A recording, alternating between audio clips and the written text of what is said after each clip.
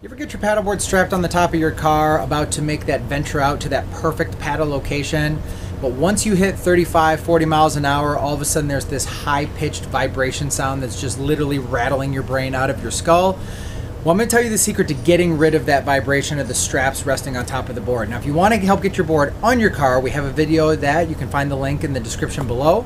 But the secret to not getting that hum when on your board is putting only a half twist in the strap. So twist too much, you're going to get the noise. Twist too little, you're going to get the noise. So we just want a half twist in the strap. What does that look like? So if I put it flat all the way across, I'm definitely going to get that sound because of the vibration. If I over twist, same thing. So the trick is get the strap so it's totally flat and then just put 1/2 twist. So that's it right there, that 1/2 twist, and that'll keep it from vibrating and you will be good to go.